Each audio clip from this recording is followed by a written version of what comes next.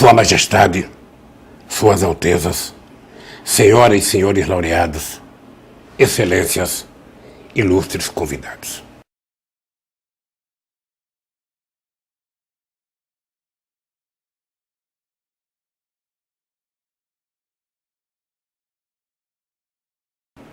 Sinto-me profundamente honrado por receber a medalha das 4 liberdades. Minha primeira palavra é de agradecimento aos que a concederam.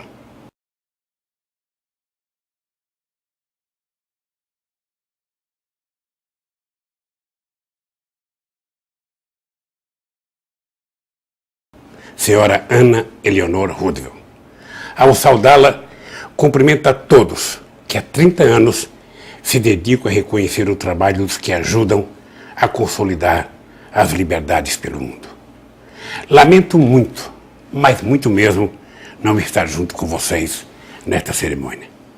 Minhas senhoras e meus senhores, para um homem público que orientou desde cedo sua vida na luta pela democracia e pela justiça social, é uma honra receber esta medalha. Honra ainda maior porque estou na companhia de homens e mulheres agraciados por sua notável ação humanizadora. Na raiz desta medalha está o pronunciamento histórico de Franklin Delano Roosevelt, um dos grandes democratas da nossa era, o estadista que enfrentou as injustiças e assegurou, com as suas decisões, a vitória sobre uma das tiranias mais terríveis que ameaçaram a humanidade. Ao enunciar as 4 liberdades, Roosevelt revela uma compreensão justa das relações entre os níveis da vida em sociedade, pois ele parte do plano mental e espiritual para chegar aos fundamentos econômicos e políticos. De fato, refere-se primeiro ao exercício da inteligência, que depende da liberdade de pensar e de exprimir o pensamento, negada de maneira dramática naquele momento pelo vendaval totalitário que ameaçava destroçar tudo. Sem esta liberdade, o conhecimento se atrofia e o discernimento da justiça perde-se pela falta de debate livre. Afirmada esta primeira liberdade, surge em seguida o direito de exercer livremente a vida espiritual, que corresponde à perene inquietação do homem em face do seu destino, a sua perplexidade ante o mistério e o desconhecido que nutre as religiões e o limite da nossa busca de um sentido para a existência. Digamos que estas 2 liberdades formam uma espécie de cúpula do edifício, devendo assegurar a todos o direito de pensar e crer. Mas para levantar-se bem alto, o edifício deve contar com sólidos alicerces.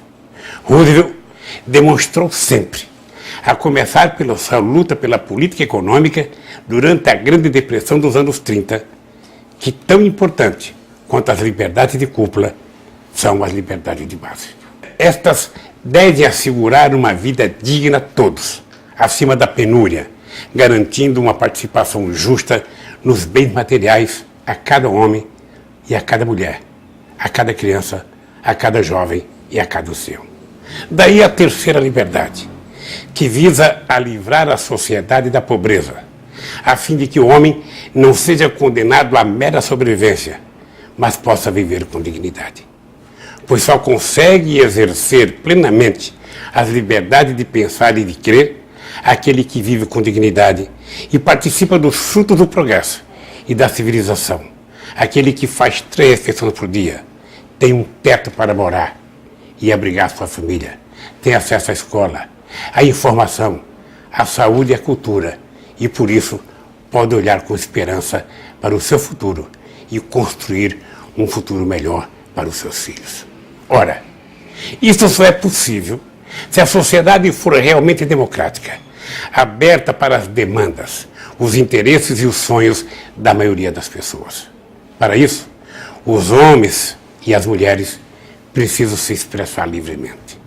Não podem estar sujeitos a diversas formas de opressão que paralisam ou anulam o direito de pensar e de agir livremente. Não podem estar submetidos ao medo, aos abusos, às arbitrariedades, esteio dos regimes políticos baseados na força. Nesse instante, chegamos ao fundo do pensamento de Roosevelt. O coroamento das 4 liberdades é a defesa da democracia, ameaçada naquele tempo pela expansão do fascismo. Como reflexão à margem, convém lembrar que a liberdade pode não ser fácil, porque para exercê-la são indispensáveis a capacidade de iniciativa e o senso de responsabilidade. Isso pode levar muitos à tentação de renunciar a ela, transferindo as decisões a alguma instância dominadora. No entanto, sabemos que é preciso assumi-la, por mais trabalho que ela exija, pois só ela permite viver em sociedade de maneira realmente humana. Senhoras e senhores, as liberdades defendidas por Roosevelt são, por assim dizer, o resumo das condições necessárias para uma vida plena. Mas sabemos que, muitas vezes, elas não estão presentes na vida dos povos. Muitos não têm a liberdade de pensar. Frequentemente, a liberdade de crer é atropelada. Cerca de 1 bilhão de homens, mulheres e crianças, segundo os números da FAO, ainda vão dormir todas as noites com fome. Algo que deve chocar a todos nós e não nos deixar dormir tranquilos. Em muitos países, a democracia não existe ou apenas paga tributo à formalidade. O grande desafio que temos todos no século XXI é garantir que as 4 liberdades estejam efetivamente presentes na vida de todos os homens e mulheres. Sou otimista.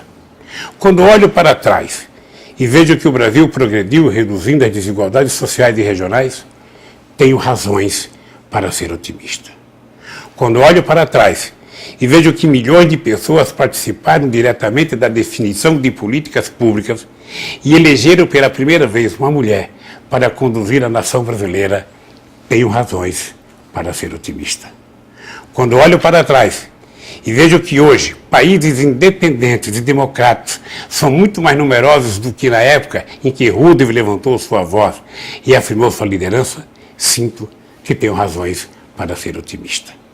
Quando olho para trás e vejo que os países pobres e as nações emergentes afirmam cada vez mais os seus direitos, contribuindo para democratizar a governança global, tenho razões para ser otimista.